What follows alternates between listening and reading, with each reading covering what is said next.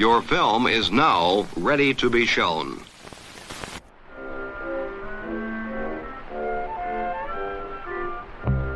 Good morning. I'm Justin Hendrix, editor of Tech Policy Press, a nonprofit media venture intended to provoke new ideas, debate, and discussion at the intersection of technology and democracy.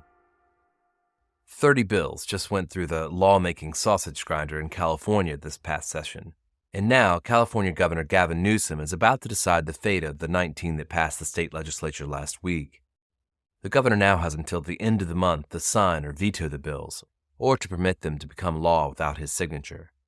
To learn a little bit more about some of the key pieces of legislation and the overall atmosphere around tech regulation in California, I spoke to two journalists who live and work in the state and cover these issues regularly.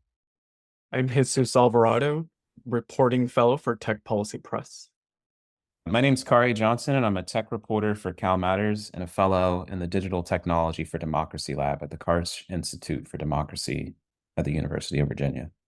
I'm so grateful that two of you could join me today to take our listeners through what the heck's going on in California, this wave of AI legislation that has coursed through the California legislature, some of it now sitting on the governor's desk, really hoping to dig into a little bit of what's going on with some of these high-profile bills, what's made it there, what got left on the floor of the legislature, and what we should know about the path forward.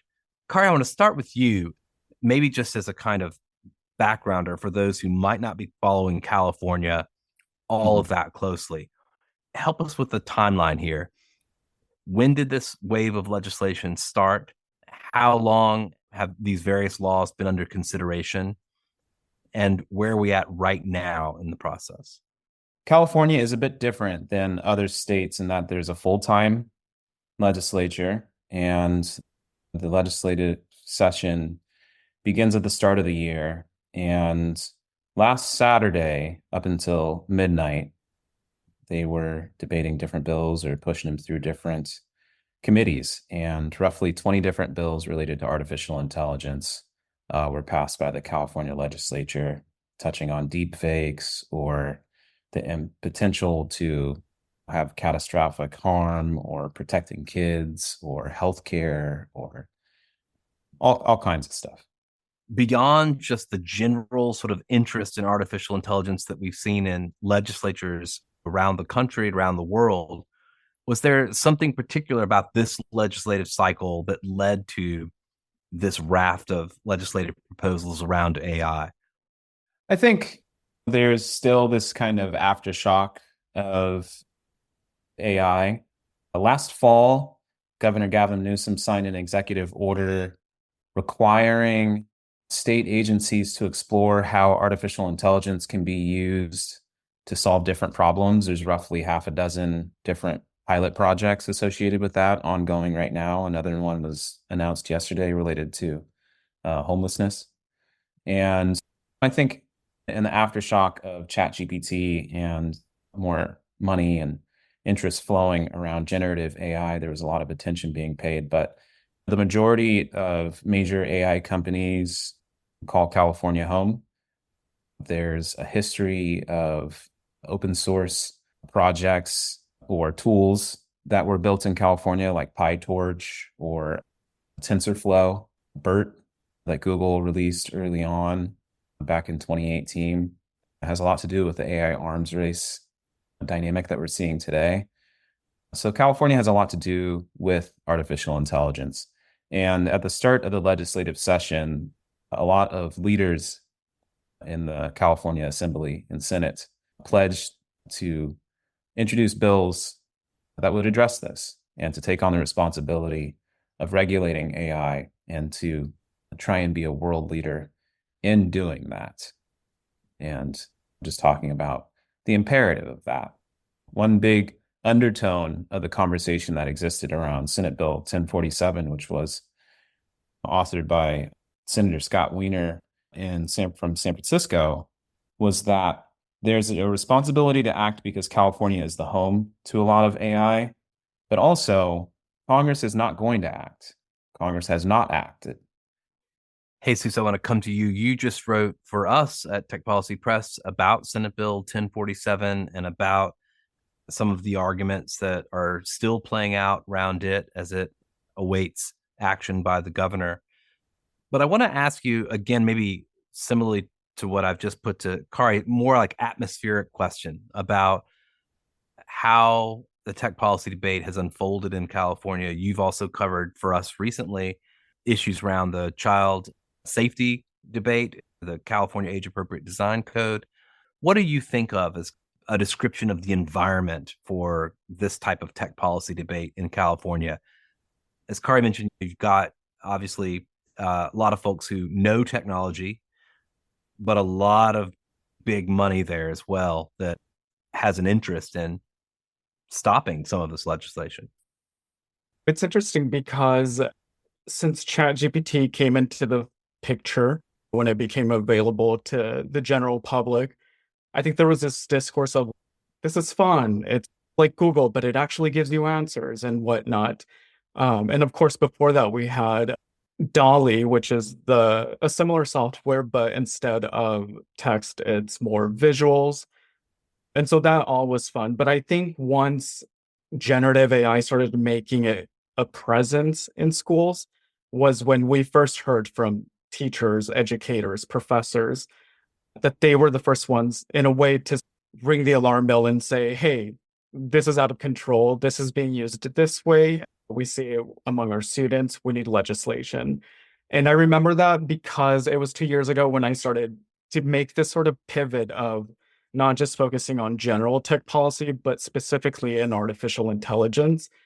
And I remember even covering what is generative artificial intelligence. And so it's been wild in the interim, I guess some can say. But to the flip side of that, we've also heard, or at least I've heard from many sources, how, regular folks now leverage the use of generative AI to make things like automating tasks, either in their everyday work duties or in their everyday life tasks. So I feel like it's been a double-edged sword. So now having this bill, SB 1047 out of California, it would be very impactful if Governor Gavin Newsom decides to either sign it into law, but still impactful even if it's vetoed, because what would that say to other companies that want to come to California and start up their AI business? We have yet to find out. Let's spend a bit of time on 1047. And this is a winner's bill, Kari, as you mentioned. It's received probably the most attention outside of California. Folks are calling it the AI safety bill, I suppose, for short. There's criticism of this thing from multiple sides, right? You've got both folks that I don't think of as friendly to the companies. You quote, for instance, Alex Hanna from DARE, the Distributed AI Research Lab, arguing that SB 1047 focuses too much on catastrophic risks. That sounds almost similar to Jan LeCun, Jesus, who you quote in your piece on 1047, who says the law is too focused on things that have been dreamed up in a few extreme think tanks.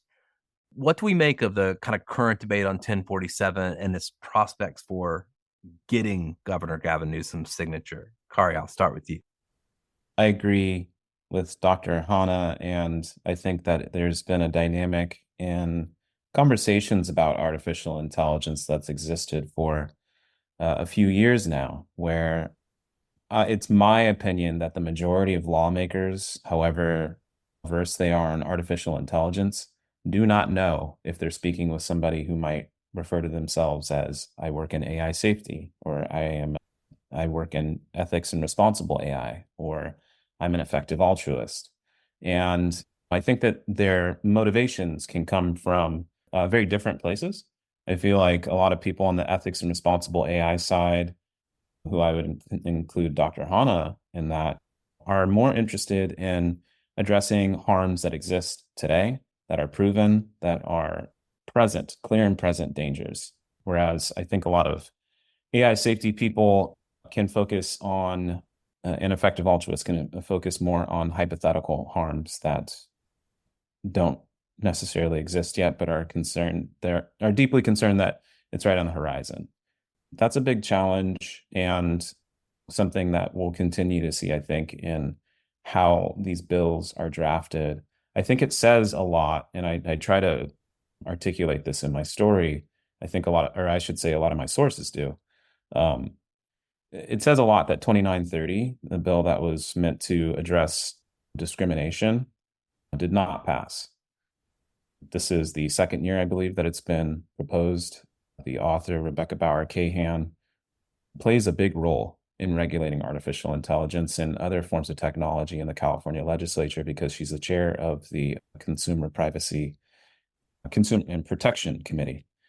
And I don't really know the prospects of 1047 being vetoed or passed. I think we can read tea leaves and paying attention to Governor Newsom signing an agreement, memorandum of understanding with NVIDIA a couple weeks ago of continuing to suggest AI solutions to problems. And I think Governor Newsom held a symposium. I should say Governor Newsom ordered UC Berkeley and Stanford to co-host the symposium in May. And there he mentioned that he doesn't want to see an overregulation of AI, that we have to strike a balance, that we have to pay attention to the calls for regulation that are being made by people who are in the artificial intelligence community or industry, but that we shouldn't overregulate.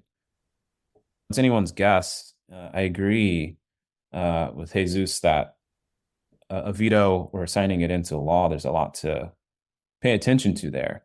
But I'm certain that there are lots of other issues, and the people who I spoke with recently would say that there's a lot of work to be done to effectively regulate the technology and protect people's human rights. Jesus, you pointed out in your piece on 1047 that among the individuals who've lined up asking the governor to veto it are the California congressional delegation, folks like Zoe Lofgren and many of her colleagues. What are they arguing? I'm not even going to lie about this. When I was going through the letter, it was echoing much of what these big AI companies were already spewing on X, for example, formerly known as Twitter. And so for me, I was so confused, especially when I saw the name Rob Khanna, because those of us who have done tech journalism have at least once or twice visited his office and we've spoken to him, and he's good at what he's trying to legislate and how he wants to legislate for people to see Silicon Valley differently, if that makes sense. So when I saw him under this letter, I was like, this is so confusing. Am I reading someone's thread on X? But no, it's just this letter. So they were just like echoing much of what we've seen all these critics say about the bill, and essentially just straight up telling the governor, veto this. We don't want this. So I don't know.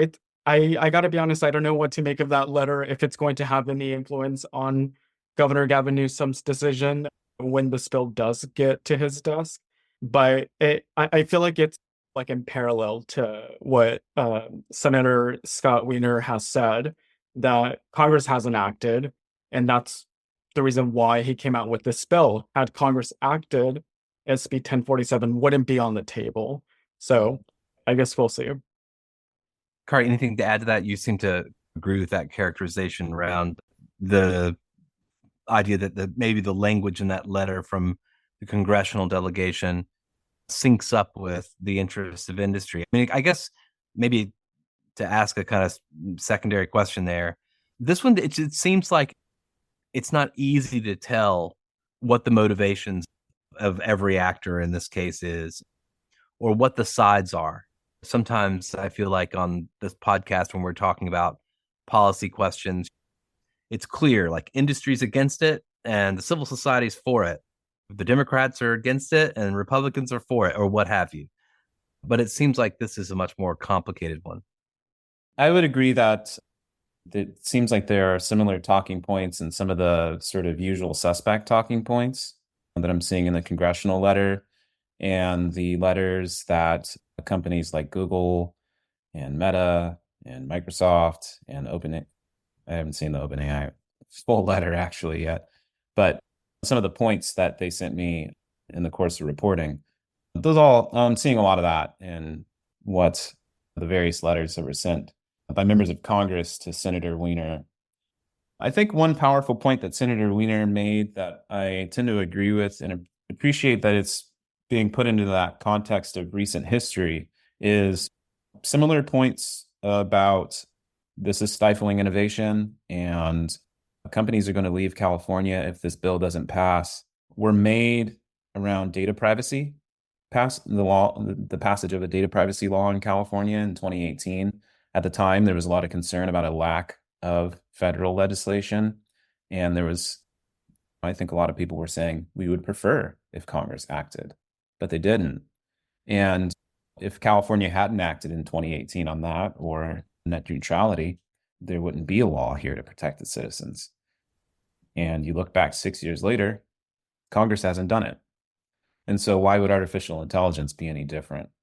And so I think that there's a sort of states are getting more active in regulating technology because of a lack of effort by Congress. And California is a centerpiece of that. As I mentioned before, I think California is distinct in that different committees have experts on staff, have full-time staff, full-time lawmakers working full-time. And that's not the case in a lot of other places. And so I think policy that can come out of California sometimes can seem more mature because of that. And I think that when people say that whole phrase of so goes California, goes the nation, that's, I think, practically when the rubber hits the road, what we're talking about with California. It is interesting, that latter point you mentioned there. And we can see this even in this bill 1047, where they're proposing, or it's basically proposing this regulatory body. I think it's two people who are in the industry, two people who are academics in the AI realm, one person who is appointed by whomever. And so they really are looking for a wide variety and diverse almost pool of people to potentially lead what could be the first AI regulatory body here in California. Kari, I want to hit some of these other bills as well as we go along. We've already talked about how 1047 seemed to get most of the publicity, most of the oxygen, and I'm in danger of essentially repeating that in this podcast as well. But you point to a number of bills that did find success, some that are very interesting. One that would require companies to supply AI detection tools at no charge to the public, put forward by Josh Becker in Menlo Park. There's others around asking government agencies to assess the risk of using generative AI or disclose when it's used. A couple that focus on children. One of the bills that stood out to me was a bill that would require social media companies to, one, they'd have to turn off notifications to kids during class hours. There's a study by Common Sense Media here in California that they work and suggest policy in various parts of the country that says that kids receive roughly 60 notifications on their phones during school hours currently, when they spend roughly 43 minutes a day on their phones. And so the name of that bill, I think, is protecting kids from like addictive social media. So it turns and requires that notifications are also turned off between midnight and 6 a.m. when they should be asleep. And it turns off algorithmic curation of content unless a kid has permission from a parent. And there's another bill that would create an AI working group that would give advice to different California school districts about how to safely and responsibly use AI. And that's, from my own reporting, could be important because I'm seeing teachers in various parts of the state are beginning to use AI for grading papers. And I think that opens up the question of whether or not that could have a high impact on kids' lives. And so I'm interested in that as well. There's also a bill that makes it a crime to create child pornography with generative AI. So yeah, I think that it's pretty clear the message that the legislators are sending about protecting kids from the different bills that were passed. Something Vina Dubal, who's a lawyer at University of California, Irvine's Law School, pointed out is it's evident that lawmakers are sending this message that it's good to protect kids. What's not as clear is the push to place restrictions on other forms of the technology. And she thinks it should be a lot easier to get to a place where agreement on protecting people from discriminatory AI and demanding accountability from the companies that use the technology, that should be easier. That's something that we should agree on and should be agreed upon. One of the other things that stood out to me in terms of the slate of bills that did or did not pass is 3211 was a bill that would have required watermarking of imagery that was created by text image systems and things of that nature. And it had support from companies like OpenAI and Microsoft and Adobe, but failed. And something that was interesting to me is earlier this year, I spoke with Gerard de Graaf, who's the director of the San Francisco office for the European Union. And at the time, he had done roughly half a dozen trips to Sacramento this year when I spoke with him in June. And, he was advising lawmakers on how to come into agreement and alignment with the European Union's AI Act. And he was saying that Senate Bill 1047, AB 3211, and 2930, the discrimination one, the trio of those bills would cover the majority of what is in the EU AI Act. And there was just this kind of conversation about Sacramento and Brussels being the two places where you can expect the toughest AI regulation and to lead that forward.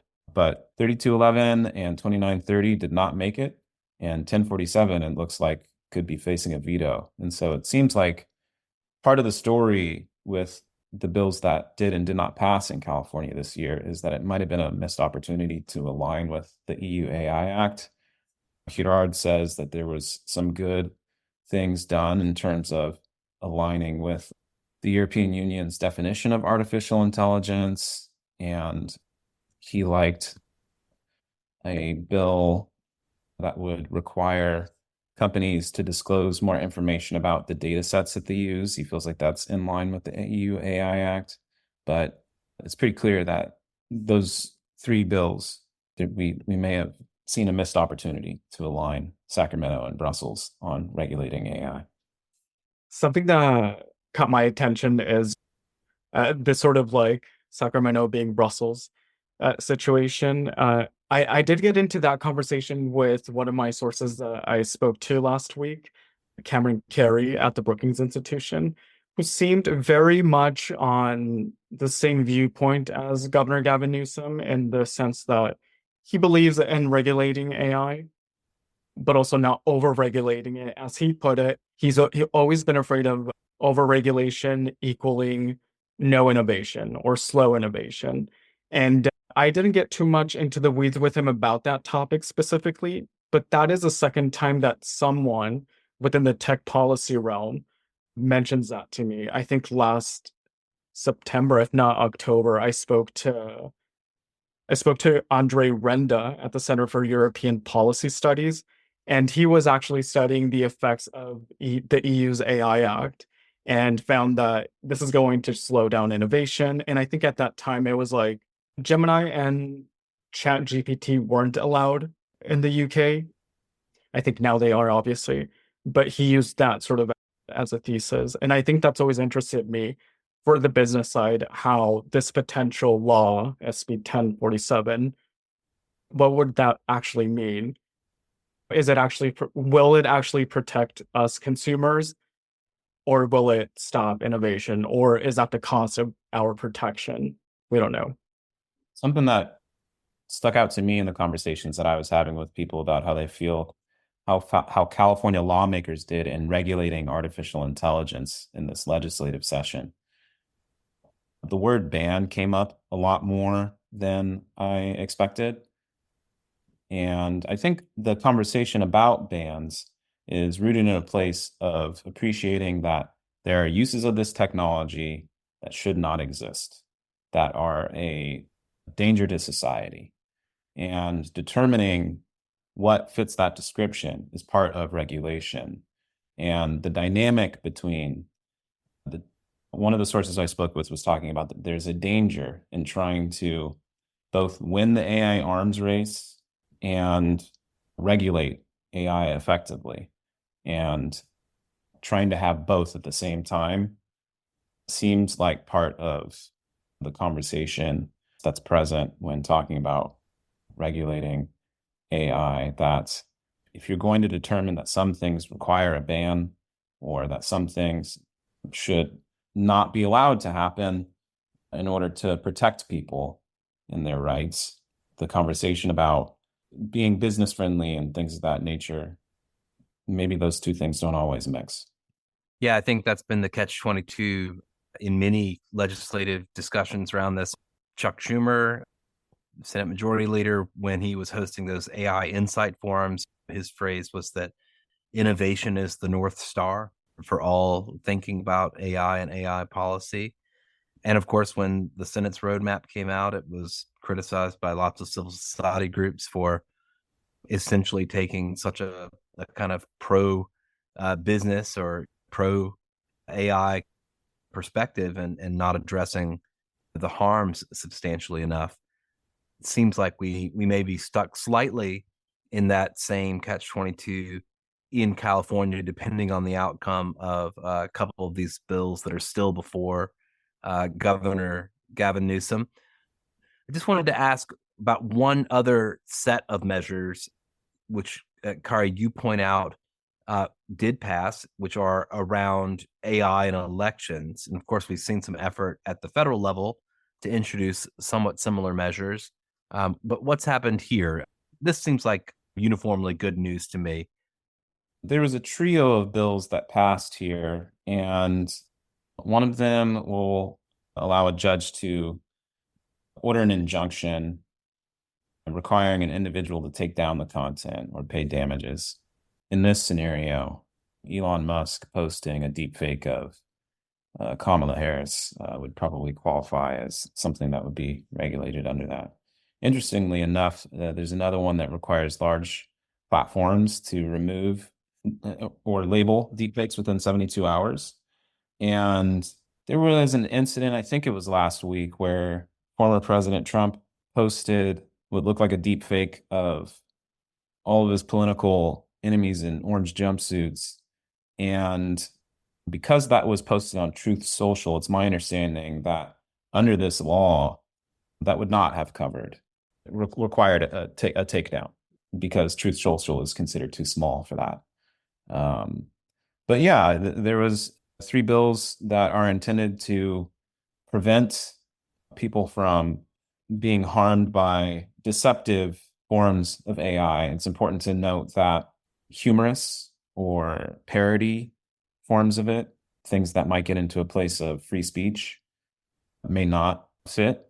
But let's say a deep fake of Donald Trump hanging out with a bunch of Black people in order to deceive people to believe that Donald Trump loves Black people and has a lot of support from the Black community, would potentially be qualify under these laws as something that would need to get taken down because it's intentionally deceptive. We've covered a lot. Is there anything that we should cover before we find a way to conclude? Yeah, I would be remiss if I didn't mention that I mentioned up top that effective altruists and ethics can have different points of views at time. I think something that 1047 contains that both of those communities of people who are concerned about how AI can harm people is that it requires testing before deployment, and protection of whistleblowers.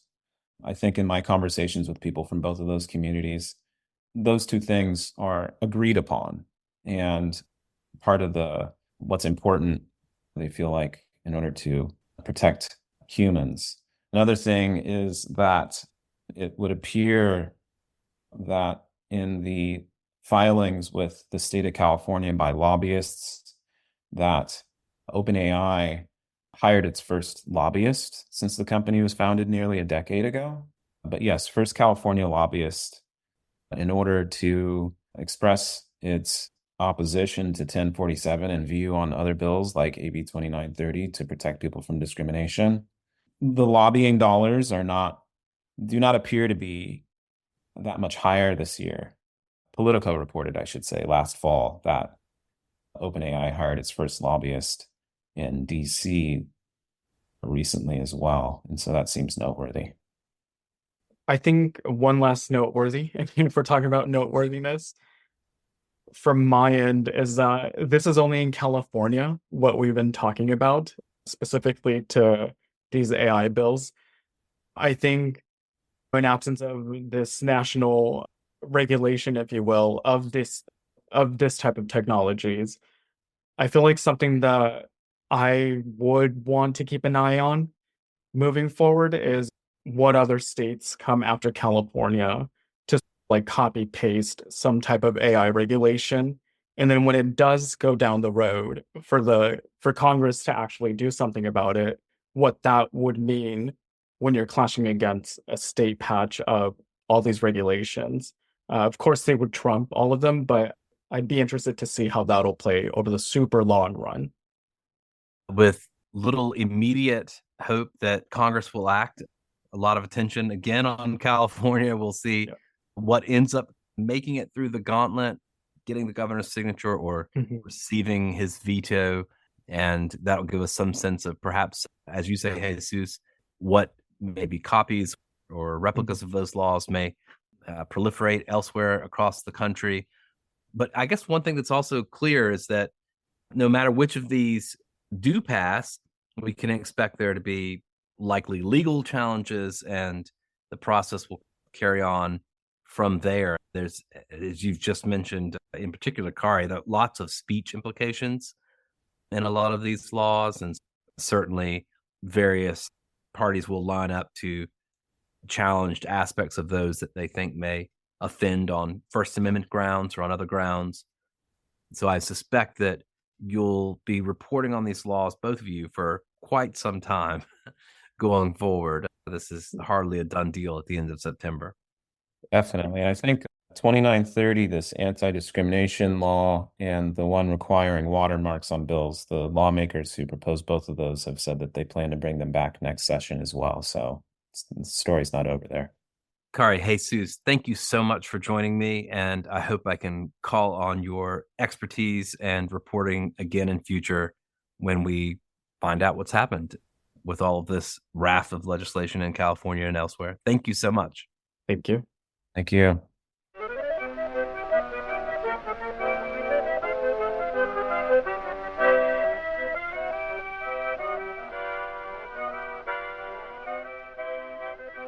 That's it for this episode. I hope you'll send your feedback. You can write to me at justin@techpolicy.press. Thanks to my guests, thanks to my co-founder Brian Jones, and thank you for listening.